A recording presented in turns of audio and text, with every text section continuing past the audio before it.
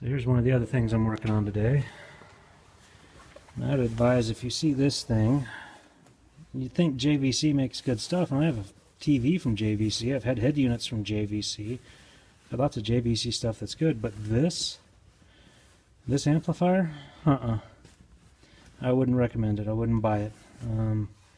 Talking to the guys downtown at Sound Warehouse, the problem is the RCAs are not fully grounded, so you will pick up a lot of alternator noise in the engine. So early happy Merry Christmas to me. I've got a new amplifier that I'm going to be putting in, and take this one out and give it away because it ain't even worth trying to sell it, because it's, you get that stupid whine that just irritates the piss out of me. I'm upgrading. Merry Christmas to me. I'll show you what it's like when it's done. Here's a trick worth mentioning too. When you got this many RCA cables coming from the deck, and most decks these days do have 3 pairs, color code them. And not that I'm following any sort of convention, but one I made up. But the green is the front pair, the blue is the rear pair, and then the white is the subwoofer pair. So that's what all goes to this. Don't know if there's actually a convention out there for marking them that way. That's just the way I did it. But yeah, a little trick that'll help you keep all these things confused. And just for a reference note, I'm using all Rockford Fosgate RCA cables. They're supposed to be nice and shielded. I used a new concept for the big cables. They're pretty awesome. And basic copper for the speakers. But yeah, that's what I'm doing here. And I would notice too that, well, I am going to replace this carpet eventually, so I didn't care about slicing all the way up to get to where I was at, because sometime in the spring or summer I'm going to replace all of this carpet. As nasty and stained as it is. But run your RCAs separate from your power and separate from your speakers. Keep those things all separated as much as you can. One thing I don't like is how close these two are. I don't know if maybe that's some of the noise it's getting into. It could be. The new amplifier is different, so I can actually separate these things a lot better. But yeah, just general things about if you're amping up your speakers. And right now this amp is running just these 2 speaker sets, and I'm going to change that, put these things in series or parallel. It's actually parallel the way I'm going to do it, so they'll run off the front channel and then run to the back speakers on the back doors with the rear channel, and let the way back speakers still run off of the deck, because they're just kind of supplementary at that point. But yeah, so all 6 speakers up front will be amped. Well, yeah, here we go. I'm going to tear this thing out. Here's another little trick I do on my sound installs. Notice I've marked black on some of them because that is the negative line. So you can actually tell which ones are negative, which one's positive. Helps keep it a little easier to keep straight. On the speaker side of things, they use different sizes, so that's easy enough to see visually there. But on this side, when using the same size spade, that's the way I do it. Put a nice big black line on the negative side. So if you caught a second ago, my ground cable pulled out, and I did that the old-fashioned way by smashing it with a hammer on the concrete. Now I've gone out. Since then, when I redid all the batteries under the hood, I got this little tool, which is a hammer crimper. So I can get a new lug on the end of that and ground that down to the seat.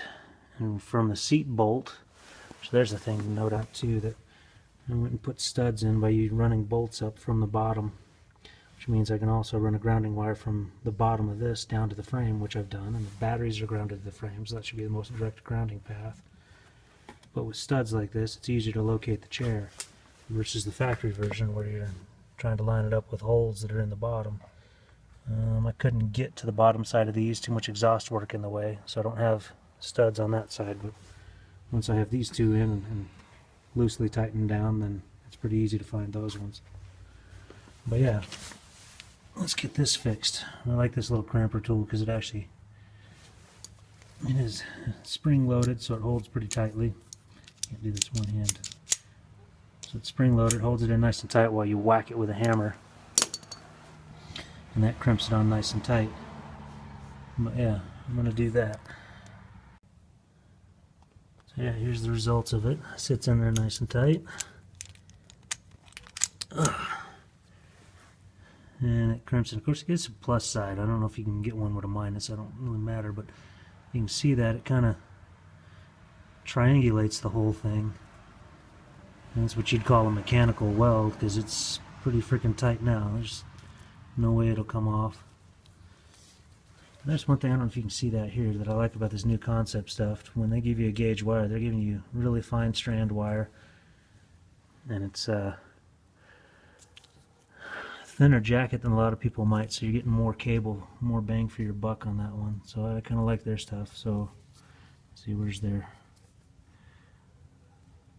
yeah, in the KCA, is that what it says? Yeah, KCA's power cable by New Concepts.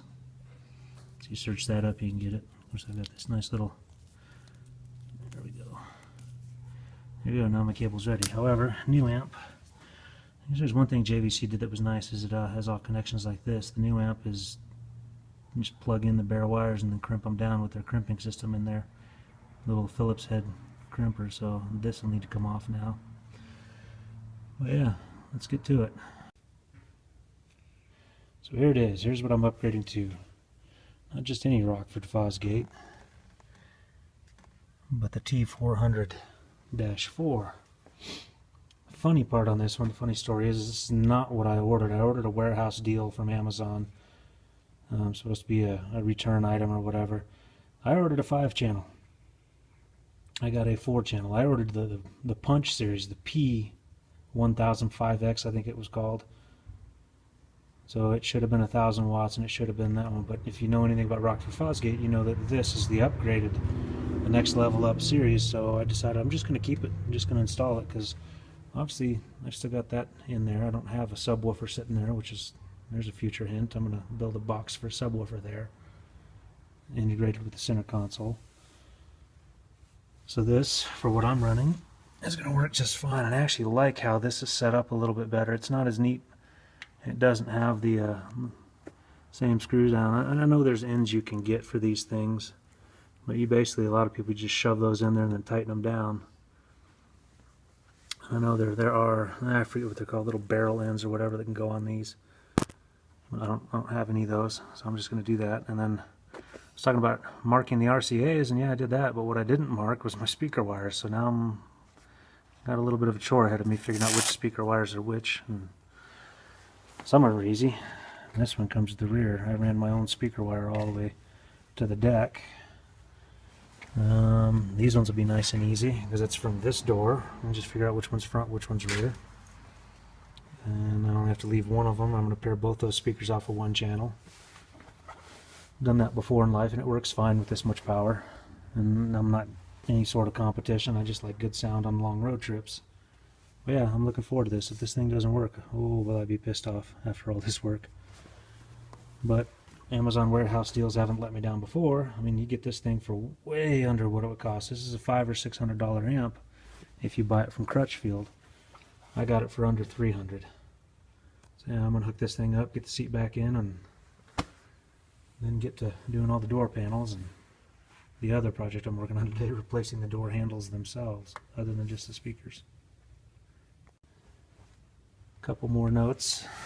So yeah, I've got the RCA in, the remote in, ground is ready to be grounded there where it goes, power's hooked up. If you look closely, you see my redneck method for spacing the amp, and I learned this lesson off of my last Suburban. I just mounted it straight to the floor, and without airflow under here, you end up overheating the amp a lot because this carpet's too insulative. I'm making up words now. But give it a little bit of airflow right there, and just the air conditioning coming from the rest of the truck, it helps it actually cool off better. Also makes it easier to run the RCAs from here under it. And obviously this only has the front and the rear.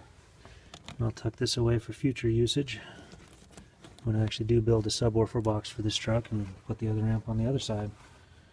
But yeah, now the hassle of figuring out all the speakers. And then, yeah. So let's get to the real work. This was the easy part. Alright, it's dark now. Got it all put back together.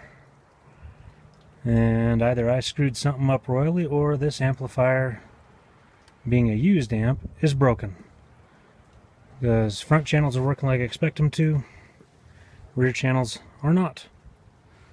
But I do like the install of it's a lot cleaner. I don't have wiring hanging out the front of it, a lot less at the back since everything enters from the side of it in there. Keeps everything out from foot and any possibility of getting tangled up, but kind of pisses me off. Warehouse deals aren't the deal you might think they are. So after Christmas, after the holidays, after the road trips and stuff, I'll be pulling this seat out and pulling that amp out, sending it back and getting a new one. Pain in the ass. Thing that sucks is since that's one of the T-series amps, that thing is one of the expensive ones. And I thought I was getting a pretty good deal by having that, but no. Once I had it out of the packaging and looked at it all, yeah, it's been banged up, it's been used, it shows some wear and tear, and there's obviously an issue of why that one. So I don't know, buyer beware kind of thing. I think I'm not going to do that again. No warehouse deals. I think I'll just be getting a straight unused in original packaging type amp. And I'm just going to get a punch amp instead of one of the prime or the power amps or whatever the heck it is. But yeah, so some of today was successful, some was not. Tell you one thing, this headlamp I've got, I should have got one of them years ago. When I started losing light and started getting things done, it's nice to have this thing to be able to point the light wherever I want. Be able to see what I'm doing. But yeah, stay tuned. I'll redo the new amp, and looking at one of the punch amps. Those things, they have the same thing. It's all on one side, not like the JVC, which is at two ends, which I never did like that with the JVC ones. But yeah, stay tuned. A couple weeks, I'll have a new amp in here. For now, I'll just deal with the fact that I'm just running off the front channels and just those 4 speakers up front. That's still a ton of sound volume for me, and I'm the driver, and I'm the one that really wants the music. I don't think anybody in the back really cares. But yeah, Merry Christmas, everybody. See you in the next one. Thanks for watching.